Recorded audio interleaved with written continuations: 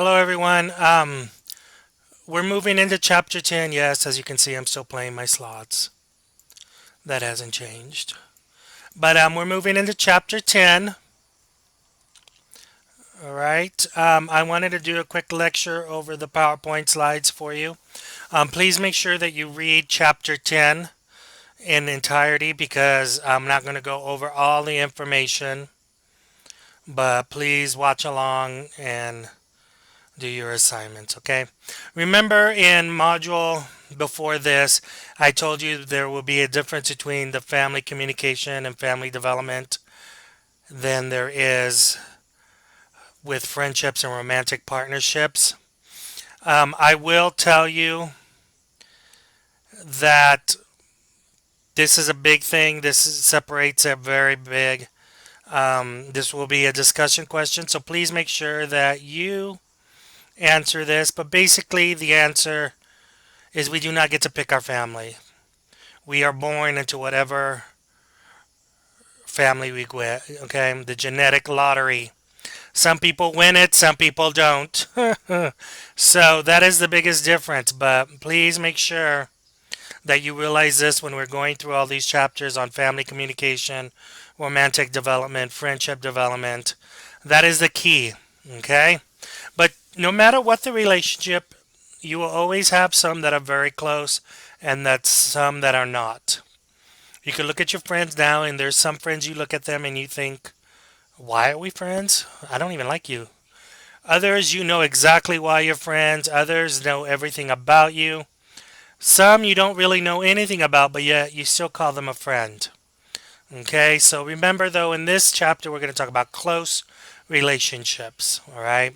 In order to have interpersonal communication, you are listening because you care about what they are saying and stuff like that. Okay. But in every close relationship, they will have some sort of intimacy. Intimacy is just a state of closeness with another person. But every interpersonal, every close relationship will have this. You can't have friends when there is no intimacy. Or maybe there is only one of these dimensions, okay?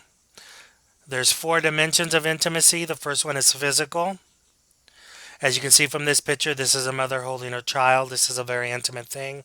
Comforting someone. Now, a lot of people, especially young people, think that intimacy has to deal with sex. No, it doesn't.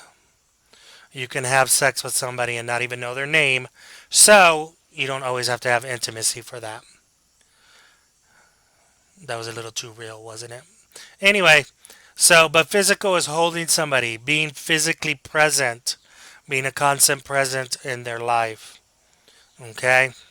Intellectual intimacy is just like it says. Remember, it doesn't always have to be like academic. It could be something like musical, an artist. But whatever you have that common intellectual ability, that is what forms the intimacy. This could be like a mentor, somebody, a life coach. It could be a professor, somebody you meet, they have a profound impact on your life. Anything like that. So it's not just purely academic. It could be, anybody outside of a mentor in sports, a mentor, for some people in the military. I remember they tried to give us mentors that we could talk to. I didn't like mine, so of course there was no hope in that. But it's just that mentorship, apprenticeship thing to where you look up to somebody, a role model. Emotional intimacy, of course, you know what emotional is, being there, always caring for them, providing them encouragement and things like that. And then shared activities. This is when you are in some sort of group. So think of like a military squadron. It can be very intimate because you put your lives in each other's hands. You have to trust each other to get the job done. A police squad. Two police officers drive around in a car all day. They become intimate because they see each other every day. So they talk and they talk and they talk and they share things. Their lives are in each other's hands. A sports team. There's a saying, whatever's said in the locker room stays in the locker room. That's a shared activity. So you have that common bond. People who've been through experiences together, surviving a tragedy, anything like that could bring people together.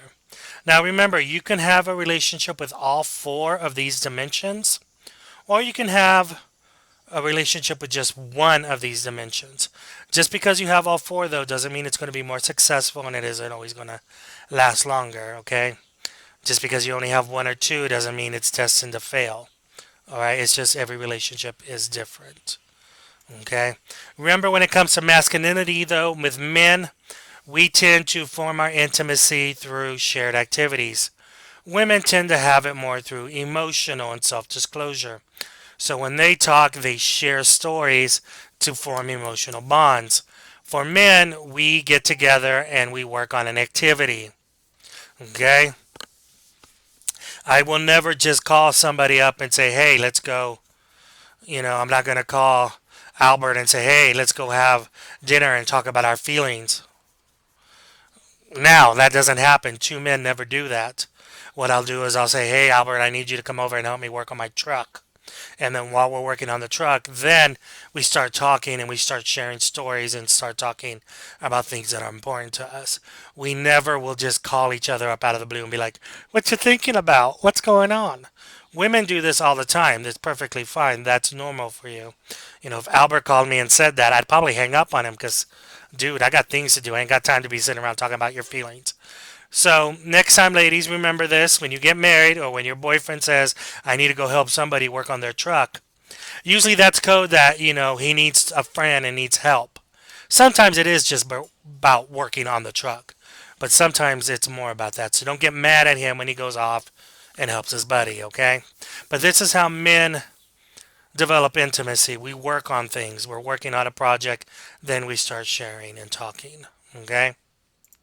Remember, of course, there's always going to be cultural influences. Remember, again, I'm Hispanic, machismo. I'm a man. I'm not supposed to talk about my feelings. I'm not supposed to talk about anything that bothers me. So that's one big thing. Intimacy and mediated communication. You could have intimacy online. You can share. We talked about this in chapter 2. Hyperpersonal people tend to share more. Disinhibition. They're not worried because they can't see the person's face. But there will always be limits on intimacy. Just because you want to share something with somebody doesn't mean they have to share with you. You may think you're a close friend, but the other person may be like, I know you. So remember, there could be a difference on this, okay? The next slide talks about characteristics of family communication. Remember, there are these three components. It is formative. You tend to form, you tend to mimic the people you communicate with, the people that you are surrounded with first, and that is your family. Okay, so you tend to mimic how your family communicates. Role driven, it is driven by the role you play, the oldest, the youngest. All of you have a role in your family. There's going to be the smart aleck, the funny one, the serious one. And remember, it is involuntary. You do not get to pick your family. Remember, this is what sets everything apart from romantic and friendships. Families are systems. They are interdependent. They need each other. Remember, just like how we communicate, you respond to other people, so you become a family unit. You have mom, dad, the oldest, the youngest. Y'all have a working relationship. It's role driven, so y'all come together as a unit. It is manifested through communication. You learn your role because somebody labels you. You're the funny one. You're the smart one. You're the goofy one. You're the one that's probably going to end up in jail. Whatever. Nested. There are two parts of nested: the subsystem and the suprasystem. SUPRA system. Subsystem is the family inside the household. They have the biggest impact on you because you see them every day. Suprasystem is different. This is a family outside of the household. Your aunts, your uncles, your cousins, stuff like that. You don't see them every day, but they still have an impact on you, okay? And then more the sum of their parts. Remember, you and the family can be more than just the big brother. You could be, the little brother's hero. You could be the little brother's best friend. In some cases today, mom and dad both work. Who do they leave in charge? They usually leave the oldest. So not only do they go from being older brother, now they're the disciplinary. They're the supervisor, Also, you're the sum of the family. There goes the Crazy Jones family. The whole family as a unit is seen as crazy. Or there goes the happy family. There goes the good family. So it's more than just you, it's all of you components together.